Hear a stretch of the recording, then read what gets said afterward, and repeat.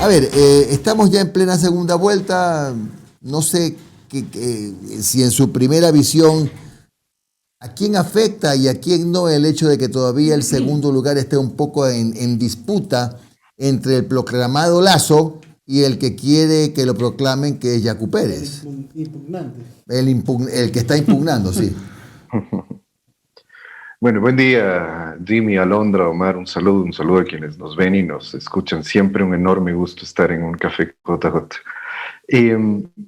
A ver, en principio, claro, el directamente afectado podría ser eventualmente Guillermo Lasso, cuya posición en la segunda vuelta sigue siendo cuestionada mientras Yacu Pérez siga denunciando fraude. Pero tengamos en cuenta que hay un segundo afectado porque la denuncia de Yacu Pérez ya cada vez más que acusar a Lasso es una acusación contra el correísmo, del fraude.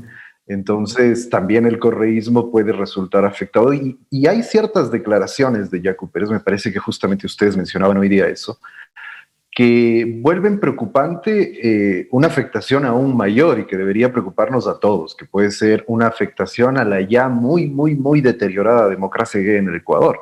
Varias de las declaraciones de Pérez apuntan a un escenario de desestabilización, si no en el proceso hasta la segunda vuelta, posiblemente en el inicio del nuevo gobierno y particularmente si ese nuevo gobierno está en manos de la Revolución Ciudadana, ¿no? Se ha hablado ya de desconocer a un gobierno que salga de un proceso legítimo y creo que la denuncia de fraude está más bien pensada en esa dirección, en deslegitimar más aún al CNE, que bueno, nadie defiende al CNE tampoco, pero crear abonar para este terreno de desestabilización que pinta un muy mal escenario para el inicio del nuevo gobierno. O sea, posicionar la narrativa esta del fraude es lo que en el fondo le hace más daño al proceso, ¿no? Sí, creo que ahí, pero es que volvemos sobre una vieja fórmula. Lo que pasa es que yo no soy muy amigo de esta novedad que hay en los análisis políticos de que después de los resultados de primera vuelta estamos viviendo un nuevo mundo político. Yo creo que no es tan cierto. Esta es una práctica que se ha venido teniendo en estos 4 años, es decir, a nombre de atacar al correísmo y a la Revolución Ciudadana, llevarse por delante la institucionalidad, la democracia, el país, la economía, etcétera, etcétera. Entonces me parece que en el ánimo de empezar desde ya a golpear a un eventual gobierno, porque además tendríamos que esperar la segunda vuelta, pero se están curando en sano. Si es que es el correísmo el que gana, desde ya ir anunciando que se va a configurar un escenario de sabotaje y desestabilización de ese gobierno, lo cual en las condiciones actuales del país no solo es irresponsable, es gravísimo. Claro. Pero me parece que ese es el objetivo de todo esto en realidad. David, nosotros todos sabemos realmente que los votos no son endosables, ¿no? Es el que crea a pies juntillas que si el dirigente de tal partido dice ustedes que votaron por mí, yo no gané, pero por favor vamos a votar por Perico de los Palotes, eso es mentira, no son endosables.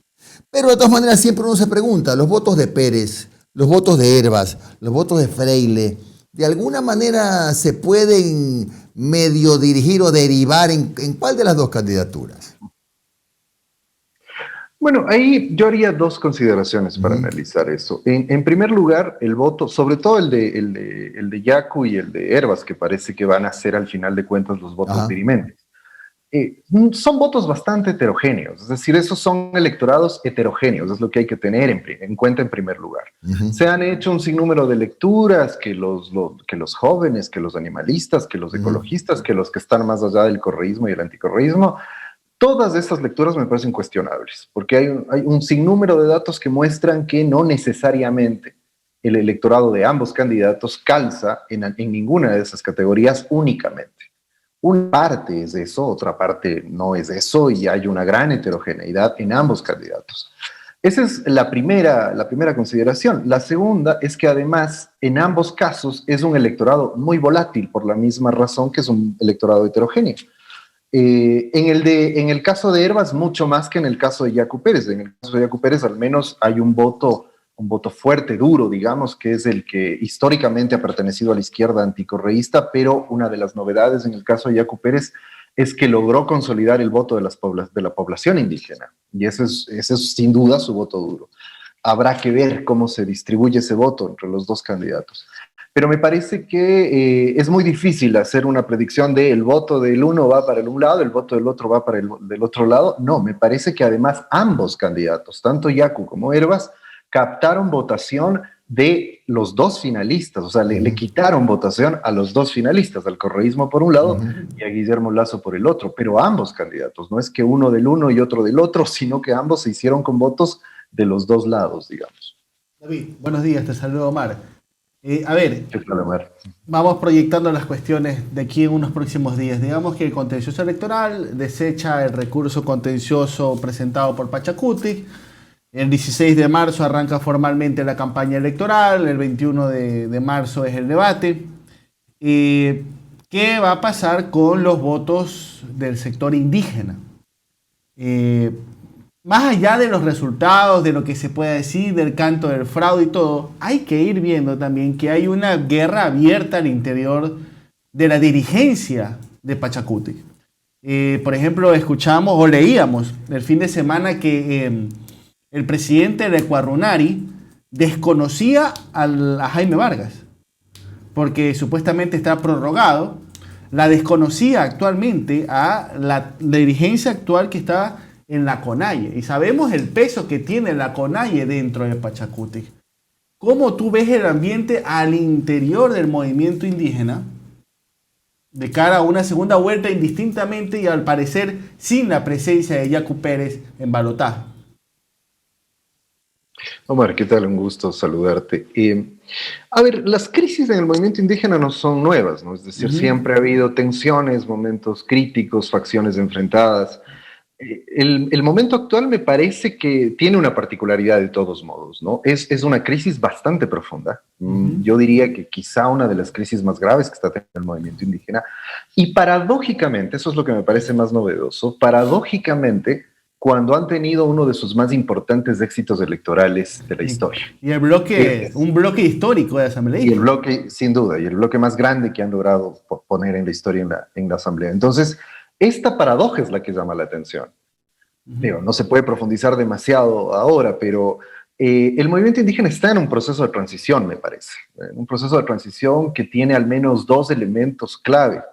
El uno es que está pasando de ser en estricto rigor un movimiento político un movimiento social, que es un conjunto de organizaciones con demandas específicas y particulares, y con un brazo político, que era el Pachacutic como brazo político, a un momento, que esto viene de largo tiempo atrás, en el que se está convirtiendo ya en estricto sentido en un movimiento político, que va más allá del movimiento social. Y ese es un elemento de la transición. El otro es que después de octubre resurgió la tradición, como se suele llamar al interior del movimiento, la línea histórica del movimiento indígena, ¿no? Una tradición menos pactista, menos negociadora, menos de derecha, sino más de izquierda, más vinculada a lo que algunos colegas han llamado un proyecto plurinacional popular. Y ese conflicto, esos dos elementos del conflicto, esta transición hacia su condición ya de movimiento político, que no es exactamente igual a un movimiento social con un brazo político, y esta otra dimensión de esta especie de ruptura interna, que es inclusive generacional, si uno piensa sobre todo en el liderazgo de ISA, por ejemplo, y con una posición política mucho más clara también que en otras épocas históricas, inclusive, más radical, más clara hacia la izquierda, en fin. Esos dos elementos creo que explican esta paradoja de un gran éxito electoral y una profunda crisis interna que inclusive podría llevar a fracturar el movimiento. Siempre han sabido salir de esas crisis evitando la fractura, porque el movimiento indígena se caracteriza por ser muy orgánico, muy sustentado en la democracia comunitaria a las bases, y eso siempre les ha ayudado a superar las crisis. Pero habría que ver esta vez. Se vienen dos choques de trenes de frente, porque vamos a tener compitiendo por la CONAIE, Yacu Pérez y a Leonidas Issa. Indudablemente, y eso va a ser muy complejo. Ahí es donde vamos a ver cómo se dirime. El problema es que me parece que del lado de Yacu Pérez y estos sectores que lo apoyan, hay muy poco cuidado y muy poca responsabilidad respecto al movimiento indígena. O sea, en un momento como este, salir a desconocer la CONAIE es básicamente una declaratoria de guerra casi al interior del movimiento, por decirlo de alguna manera.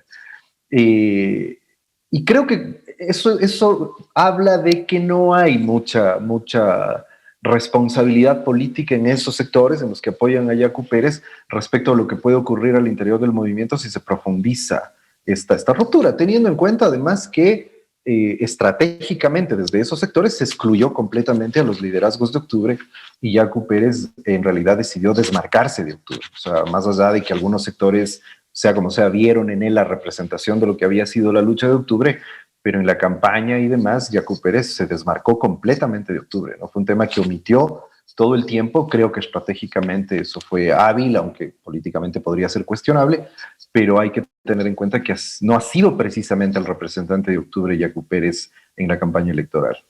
¿Cómo está, doctor? Le saluda Alondra Santiago. Solo tengo una preguntita. Ya todos los candidatos, independientemente de quién llegue a Carondelet, ya tienen una posición fijada, pero no solo es una posición política, sino también, digamos, social, ¿no? Porque hay muchos enfrentamientos. Estamos ante un país que es mega fragmentado. No estamos hablando de El Salvador, que Bukele arrasó en los comicios. Estamos hablando de un país en donde hay una polarización tremenda. ¿Qué deben esperar los candidatos y a qué consenso se debe llegar, no solo en este proceso de segunda vuelta, sino ya estando ahí en Carondelet? A ver, es que yo haría, Alondra, buen día, un gusto igual. A ver, yo haría primero una reflexión a propósito de la entrevista anterior sobre Herbas también, que me trajo mucho a colación esto de que, en mi opinión, todo aquello de que se apostó por superar el anticorreísmo y correísmo es sumamente cuestionable, es sumamente cuestionable. Yacu Pérez y Herbas sostuvieron su campaña en función del anticorreísmo, o sea, es decir, eso fue absolutamente evidente. Recuerden los TikTok de Herbas acusando todo el tiempo al correísmo de ladrones. Eso es lo que hizo Herbas en sus TikTok. ¿Eso no es seguir en la grieta correísmo-anticorreísmo? Acuérdense de Yacu Pérez trayendo a Manuela Pig, o sea, qué símbolo más poderoso de su anticorreísmo, que fue su pareja expulsada del país por las razones que hayan sido, etcétera, etcétera. Creo que hay que empezar a calmar un poco el análisis de este shock que produjeron los resultados y que en primera instancia nos llevaron a creer que todo es novedoso y no sé qué. La primera consideración que hay que tener en cuenta ahí es esa fractura no se ha superado y la campaña tampoco la superó. Lo que ocurrió en la campaña es que sectores anticorreístas, no solo ellos, pero sectores anticorreístas no tan duros, digamos, vieron en Herbas o en Yacu Pérez una oportunidad de tener candidatos más frescos, más modernizados, digamos, no con mensajes distintos, porque sería difícil recordar una propuesta sólida de Herbas o de Yacu Pérez que hablaron del género. Mentira, no lo hicieron. O sea, no lo hicieron, casi no hablaron de eso. Ni siquiera Yacu Pérez, que está apoyado por los sectores de mujeres, etcétera. Entonces, aprovecharon un enorme vacío político. Ese es el problema. Aprovecharon un enorme vacío político que es uno de los grandes éxitos de Moreno. Uno de los grandes éxitos de Moreno es haber destrozado no solo su partido, no solo el gobierno, no solo el Estado, sino la política. Haber generado una sensación colectiva de que la política no sirve para nada. Una especie de despolitización y un vacío enorme político en donde usualmente, esto se ha estudiado mucho, lo que suele ocupar ese lugar es la banalización de la política. Estas estrategias de TikTok y demás cobraron fuerza ahí. Entonces, en la segunda vuelta, el problema es que volvemos sobre los problemas de la política real, de la política de fondo. Hasta ver los datos que ustedes mismos citaban hace un momento. Claro, y los candidatos siguen entrampados en la banalización de la política. Ese me parece que es uno de los problemas cruciales de este momento. Sí, así es que estoy completamente de acuerdo con ustedes, un excelente análisis, pero usted me dice que esta fractura que no se ha superado, llevamos 4 años también escuchando el mismo discurso, incluso en la segunda vuelta seguimos escuchando el mismo discurso. Uno ingresa a Twitter, a redes sociales, habla con las personas en la calle y te odian si eres correísta o no, si eres anticorreísta, etcétera. ¿Se va a superar en algún momento esta fractura y esta polarización o va a ser un discurso continuo y además que se puede utilizar para ganar o no futuras elecciones? No, es que esa fractura expresa fracturas profundas de la sociedad ecuatoriana. Ese me parece que es un error de lectura creer que esa fractura es un lío entre políticos. No, eso expresa dos cosas: fracturas profundas en la sociedad ecuatoriana, fracturas de clase, por ejemplo. ¿no? O sea, en gobiernos que favorecen a las élites, basta ver frente a las cifras que ustedes mencionaban hace un momento, del incremento de pobreza, el incremento de desempleo, etcétera, basta ver las cifras de ganancias de los grandes grupos económicos en el Ecuador. Es una fractura real, o sea, eso no es un invento, no es que se lo inventa Lazo, se lo inventa Correa o se lo inventa Arauz. Ellos expresan en la política esas fracturas de fondo, ¿no? Y la otra consideración importante es que esa es la expresión política de una confrontación de modelos, de Pero proyectos de sociedad distintos. ahí es cuando te dicen resentido social, pues, David. Cuando dicen ¿Cómo que no? cuando te dicen que tú solamente ves al empresario y al que gana plata como enemigo. No, ¿y cómo no? O sea, es decir, ¿cómo no vas a resentirte cuando los grandes empresarios están ganando un montón de plata y la gente y la pobreza, como lo decías vos mismo hace un momento, la extrema pobreza se ha duplicado en estos años? Se ha duplicado en 4 años. Es decir, ¿cómo no va a haber resentimiento social ahí? O sea, y después, digamos, el problema ahí no es la gente que reclama esto.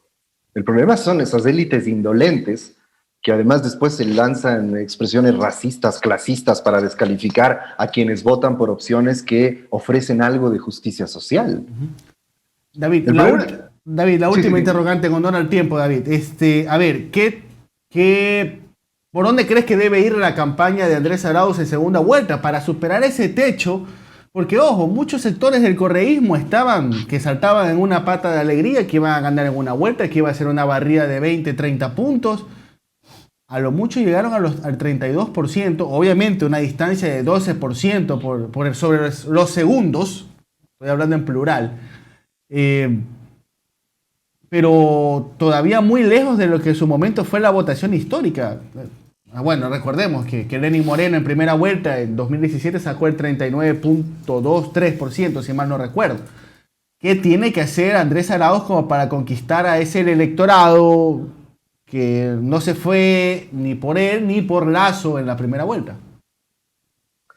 Mira, en relación con todo lo que he dicho, a mí me parece que las lecturas muy de marketing político, muy de que el mensaje que das, la comunicación, el TikTok, etcétera, no es lo que más le puede ayudar al correísmo, porque el correísmo es, en cambio, la encarnación de esa fractura política fuerte, de la política real, no de la política banal.